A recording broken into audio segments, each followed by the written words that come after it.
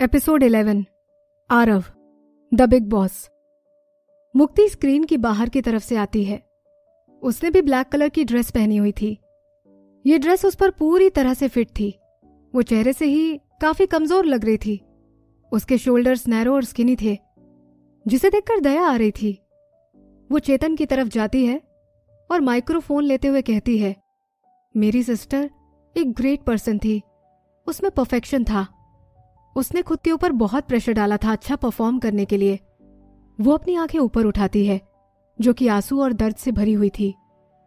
मेरी बहन ने एक बार कहा कि उसे टाइम्स म्यूजिक कंपनी और अपने फैंस से बहुत ज्यादा प्यार है।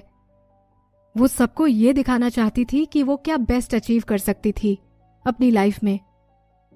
इसलिए उसने बहुत हार्ड वर्क किया, यहां तक कि इस ईयर भी वो डिप्रेशन का ट्रीटमेंट ले रही थी और शायद वो समय भी छिपकर अपनी सिंगिंग और डांस प्रैक्टिस भी कर रही थी और इसी तरह म्यूजिक कंपोज करती रही। चारों तरफ से रोने की आवाजें आने लगी थीं। अगर ये सच बात के लिए नहीं था कि विधि ने मुक्ति का असली रंग देख लिया था और उसने उसे सबसे घटिया शब्द कहे थे जो भी उसके मुंह में आ रहे थे और उसकी बहुत इंसल्ट की थी। उसकी आज की ये परफॉर्मेंस देखकर विधि को पता चल गया था कि उसकी अच्छी बहन उससे कितना प्यार करती थी। उसे पता होना चाहिए था कि मुक्ति किसी भी ऑस्कर विनर एक्ट्रेस को मैच कर सकती है। मुक्ति की इस हार्ट ब्रेकिंग परफॉर्मेंस ने पूरी ऑडियंस को इमोशनल कर दिया था। जितने भी लोग स्क्रीन के अंदर थे और स्क्रीन से बाहर थे, वो सब उसके साथ साथ रोने लग गए थे। उसकी पहचान ने इस परफॉर्मेंस को और भी स्ट्रॉन्ग कर दिया था। कुछ रोते हुए ये कह रहे थे कि ये विधि की ब्लड रिलेटेड सिस्टर है। वो जो कुछ भी कह रही है वो सच ही होगा। लग रहा है कि विधि सच में डिप्रेशन में थी।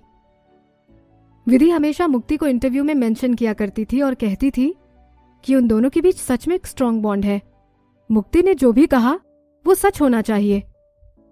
ऐसा लग रहा है कि हम सब गलत थे, कोई मर्डर नहीं हुआ था। विधि बीमार थी और वो प्रेशर हैंडल नहीं कर पा रही थी, तो उसने सुसाइड कर लिया था। विधि बहुत सारे डिस्कशन सुनती है और एक कड़वी सी स्माइल देती है। क्या वो अपनी कब्र खुद ही खोद रही थी? वो मुक्ति पर भरोसा करती थी अपने पूरे दिल से और उसे अपना पूरा प्यार दिया था।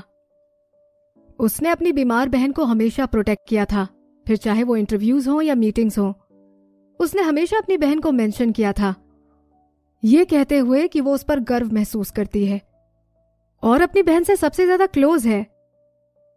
विधि के सभी फैंस ये जानते थे कि मुक्ति एक प्रेशियस जेम थी विधि की नजरों में, तो सभी ने यही सोचा था कि मुक्ति भी अपनी बड़ी बहन विधि के लिए ठीक ऐसा ही महसूस करती होगी। मुक्ति स्क्रीन पर बुरी तरह से रो रही थी। कुछ स्टाफ के लोग उसे चुप कराने के लिए स्टेज पर गए। फिर स्क्रीन पर विधि की जर्नी को दिखाते हुए, जब उसने इस इंडस्ट्री में डेब्यू किया था, वो वीडियो पूरे ऑर्डर के साथ चलने लगती है। बहुत सारी क्लासिकल मेलोडी उसके क्लासिकल मोमेंट्स के साथ लाइमलाइट पर दिखाई जाती है। फिर उसके ग्लोरियस टाइम की कहानी सुनाते हैं, जिन्हें विधि ने अपने फेम के पीक पर रहकर एंजॉय किया था। विधि ने कभी भी समय नहीं निकाला था उनकी तारीफ करने का, जो कुछ भी उसने आज तक फिल्म किया था। अपनी पुरानी लाइफ में वो हमेशा बिजी रहती थी, अपने नए सॉन्ग में, नई कमर्शियल फिल्म करने में, अवार्ड्स एक्सेप्ट करने में और पार्टी अटेंड करने में। और उसको अपनी बहन मुक्ति की भी केयर करनी होती थी और आरव के साथ भी डील करना पड़ता था। लेकिन अब जब वो सारी चीजें उसके पास का पार्ट बन गई थी, विधि भीड़ के बीच में देख रही थी कि वो खुद पहले कितनी बड़ी स्टार थी और एंटरटेनमेंट इंडस्ट्री की डीवा थी, जिसका चेहरा बहुत ही सुंदर था और उसकी आंखें जोश से भरी हुई थी। उसकी आईब्रोज के बीच में ये घमंड था कि वो सबसे बेटर थी और उसके हर एक लम्हे में जादू था। एक स्टाफ इंडस्ट्री में काम करता था। उसने एक बार कहा था इंटरव्यू में कि यह कहना डिफिकल्ट हो जाता है कि विधि की वीडियो एडिट करनी है या नहीं। आसान पार्ट यह था कि कोई भी फुटेज इतनी अच्छी थी कि उसे फाइनल कट दे सकते थे, लेकिन डिफिकल्ट पार्ट यह था कि इतने सारे अच्छे मोमेंट्स में से चूज और पिक करना हार्ड हो जाता था।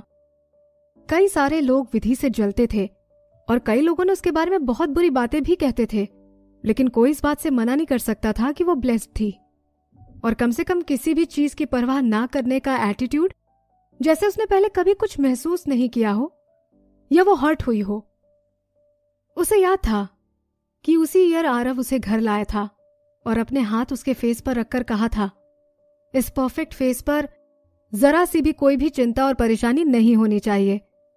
विधि हमेशा अपना बेस्ट देती थी। उसकी सारी रिक्वेस्ट पूरी करने के लिए आरव ने उसके लिए बहुत सारे पैसे खर्च करके बेस्ट टीचर उसको प्रोवाइड करवाए थे, जिससे वो म्यूजिक परफॉर्मेंस और डांस सीख पाए। विधि के लिए उसने मुक्ति को वर्ल्ड के बेस्ट हॉस्पिटल में ट्रीटमेंट के लिए भेजा था, जहां उसने एक पर्सनल असिस्टेंट और न्यूट्रिशनिस्ट हायर की थी मुक्ति की डेली नीड्स के लिए। उसके ऑफिस में कोई भी बिना अपॉइंटमेंट के नहीं आ सकता था, लेकिन सिर्फ वो एंटर कर सकती थी जब भी उसका मन हो। हर किसी ने देखा था कि आरव उस पर कितना प्यार दिखा रहा था। काफी लोग विधि का अप्रूवल पाने के लिए उसकी जरूरतों का ख्याल रखते थे और ये देखते रहते थे कि उसके पास हो सब जो भी वो चाहती है।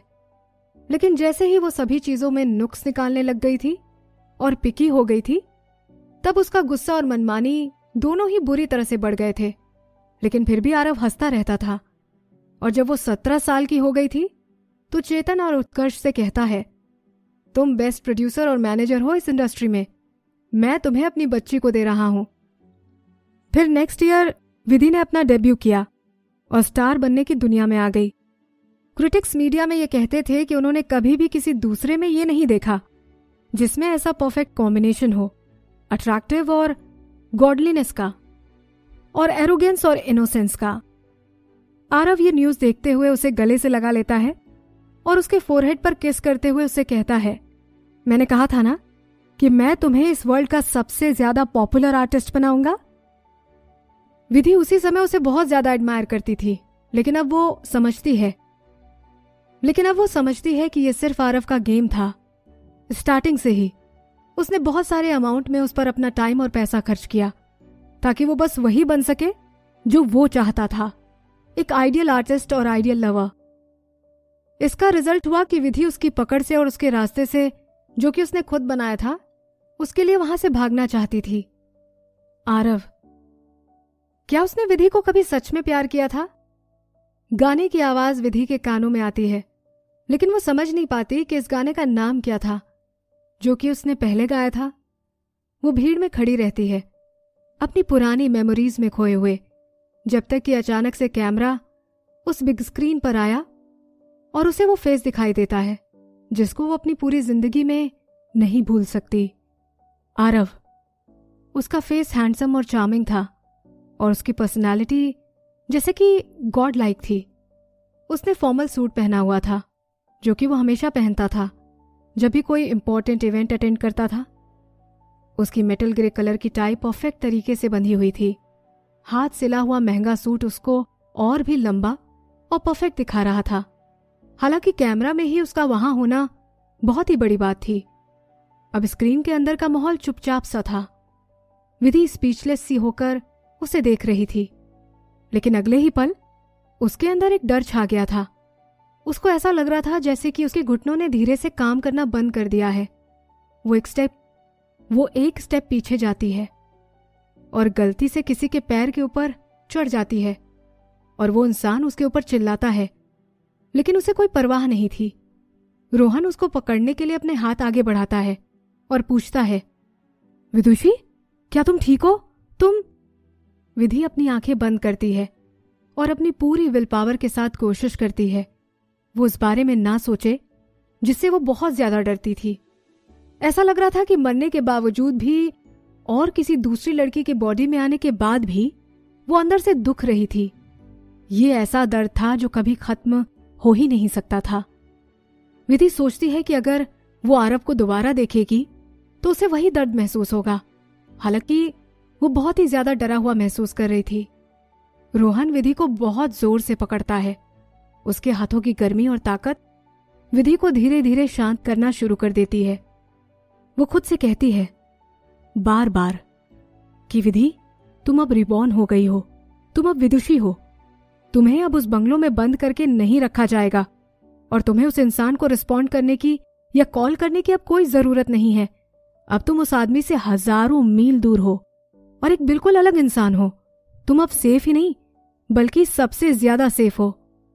उसके आसपास का शोर उसके कानों में आना शुरू हो गया था। फिर वो आरव की स्पीच सुनती है। उसकी आवाज बहुत धीमी थी और भी ज्यादा बेसुरी लग रही थी। उसके शब्द फॉर्मल थे और राजनीतिक तौर पर सही थे। वो एक ही सुर में बोलता है, टाइम्स म्यूजिक कंपनी ने सिर्फ विधि को नहीं बल्कि एक पूरी जनरेशन को खो दिया है। सभी कैमरे उसकी तरफ थे जो कि बिना रुके फ्लैश कर रहे थे। वहां कुछ लोग चिल्ला रहे थे और कुछ रो रहे थे। कुछ ऐसे थे जो कि चले भी गए थे। जैसे ही उसने ये सेंटेंस बोला वैसे ही चारों तरफ शोर और हल्ला होने लगा और कैमरे का फोकस फिर दोबारा से बंद हो जाता है।